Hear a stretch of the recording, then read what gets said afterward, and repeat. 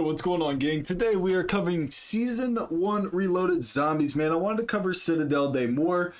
In my opinion, this is hands down one of the best zombies maps we've gotten in the last 10 years. I mean, it is absolutely, from head to toe, top to bottom, unbelievably elaborate, man. I think that's what changes the game on this map, is how elaborate the map is, how much map design, how many Easter eggs, aside from the main Easter egg quest, side quest, stuff like that, and just the different elements of this map that make it so unique, man. The only map I can compare this to in terms of how unique it actually is would be Origins. And I know that's like, everyone's like, well, there's no robots running around stuff. It has nothing to do with that.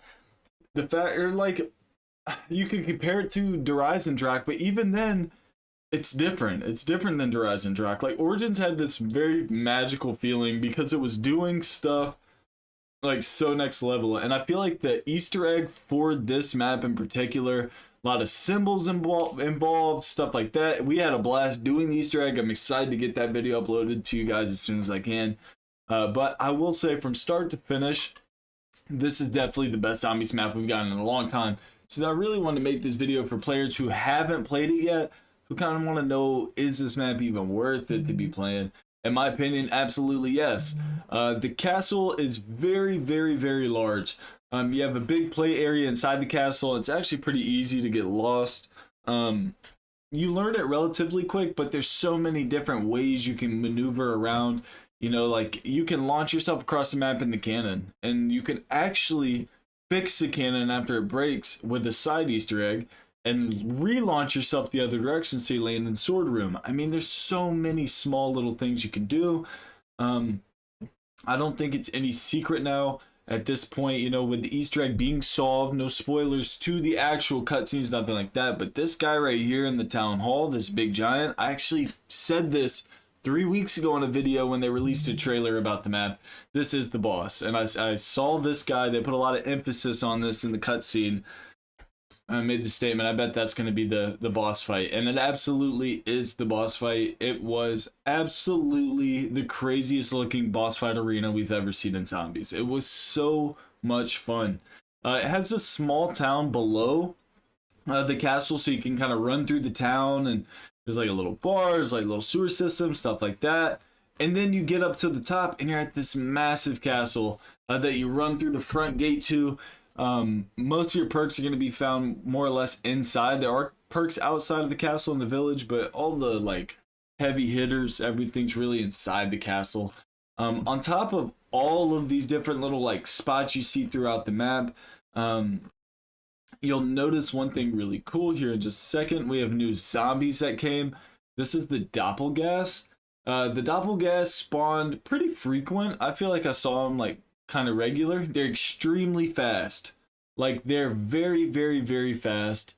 Not only are they super fast, they don't have like a super amount of health. So it's not like when you have like the what do you call them, the whatever, a guy with all the arms, dude. I can never remember. Amagwans. Did I even say that right? Amaglam? I don't know. Anyways, it's not like the Amags. I'm just gonna call them that.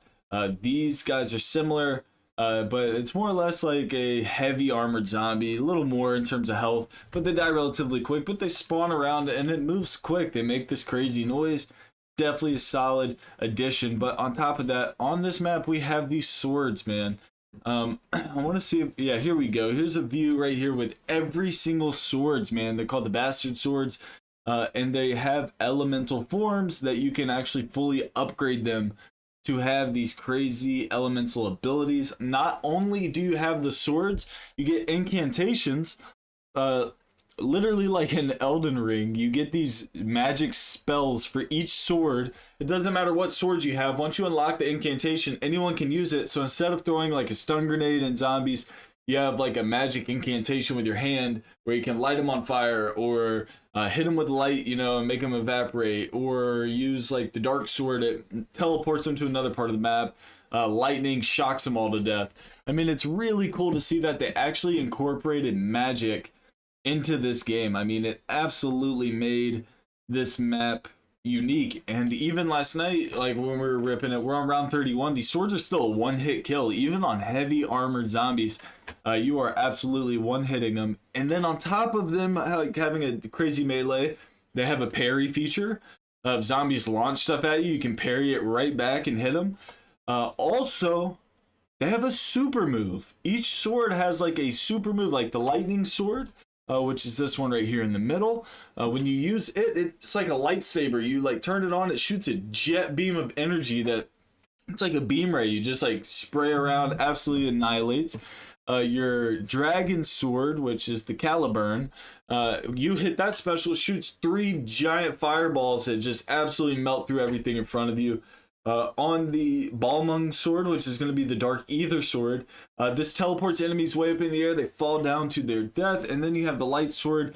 This one's kind of weird to use a special. It puts this light ring around you. If zombies hit it, they absolutely die.